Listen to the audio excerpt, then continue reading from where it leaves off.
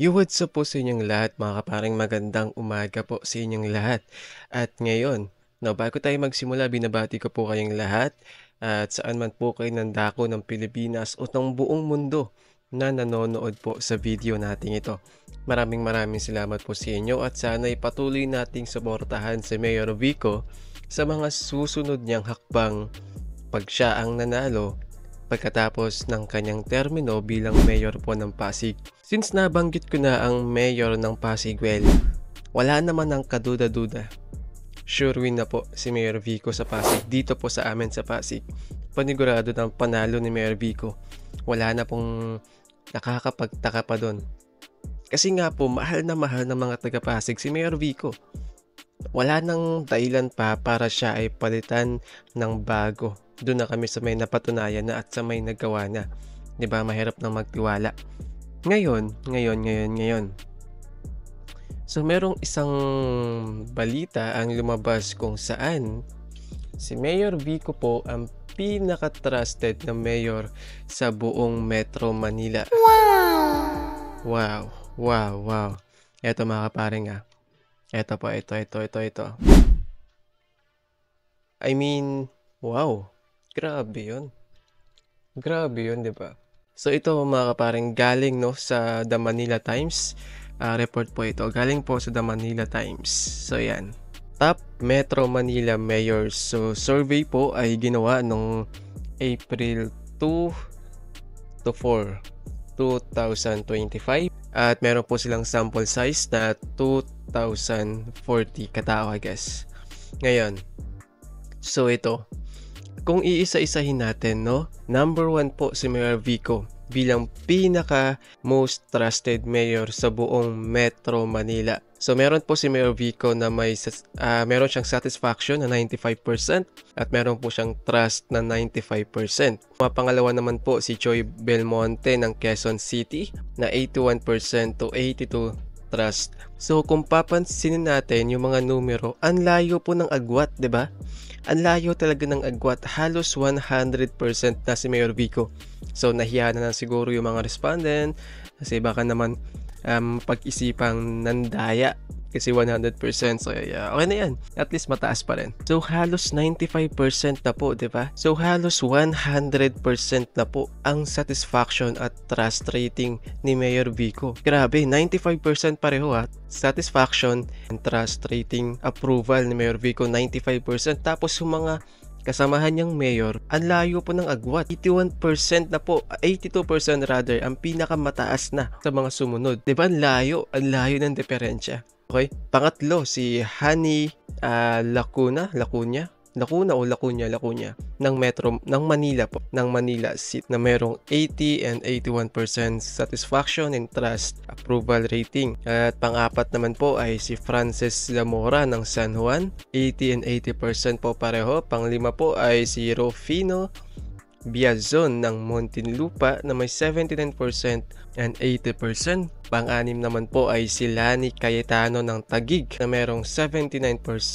Okay, 79 pareho. Pang-pito po ay si Wes Gatchalian ng Valenzuela. Pang-walo po ay si Abby Binay ng Makati. Pang-siyam po ay si Miguel Ponce ng Pateros. Pang-sampu po ay si Along Malapitan ng Caloocan. Pang-labing-isa po ay si John Ray Tiangco ng Navotas. Pang-labing-dalawa po ay si Benjamin Abalos Sr. ng Mandaluyong.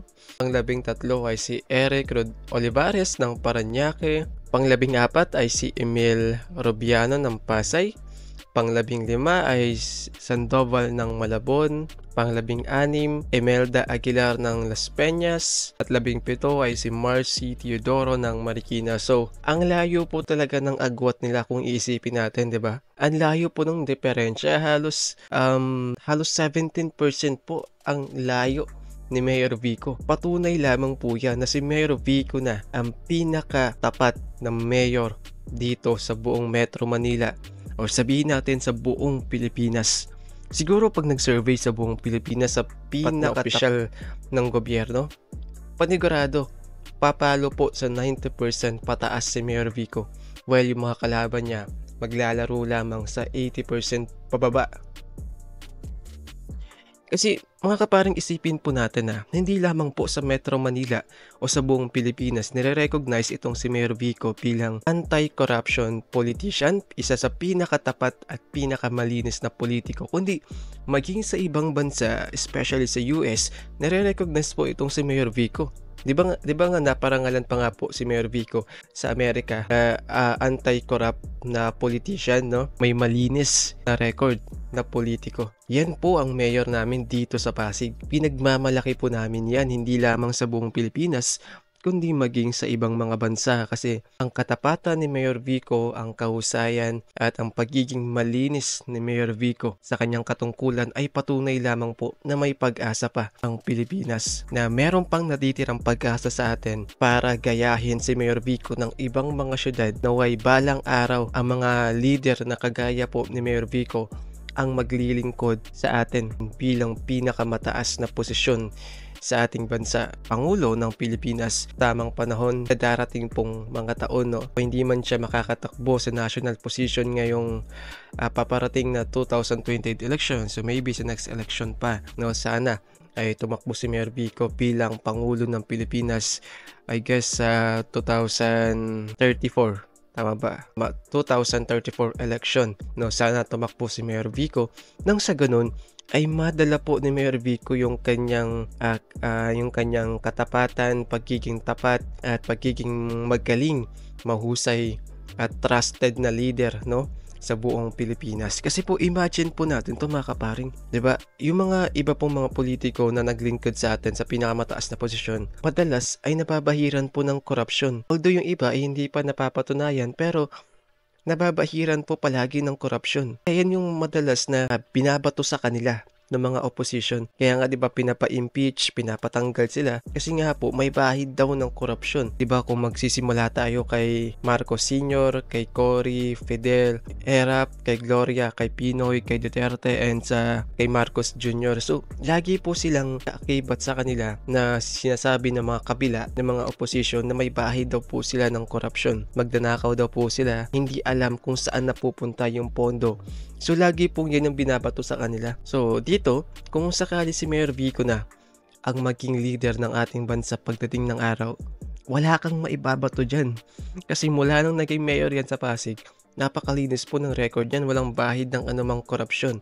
Fact, isa pa nga siya sa mga lumalaban, no, sa korupsyon sa kanyang nasasakupan dito po sa amin sa Pasig. At ang kagandahan dito, bukod nga po sa pagiging anti-corruption ni Mayor Vico, ay nilalabanan niya rin ang political dynasty, na which is panahon na para putulin po ang political dynasty sa ating bansa, kasi hindi na po nabibigyan ng pagkakataon yung iba na maglingkod sa atin. Kasi nga po, dahil sa political dynasty, na isang pamilya na lamang po yung namumuno sa isang lugar. Gaya nga po ng sabi ni Mayor Vico, napakarami pong magagaling at mahuhusay na hindi po nabibigyan ng pagkakataon kasi nga po hindi sikat, dahil nga po sa political dynasty kung saan ang isang pamilyang namumuno panghabang buhay na, pangmatagalan na. Pagkatapos nila, papatakbuhin yung asawa, pagkatapos ng asawa yung anak, pagkatapos ng anak yung mga apo. Hindi na po nabibigyan ng pagkakataon yung iba. O sabihin natin, magaling yung ama, pero hindi po yan namamana. Yung kagalingan ng ama, hindi yan namamana ng isang anak. O ang kagalingan ng isang ama, hindi yan pwedeng kunin ng isang ina, 'di ba?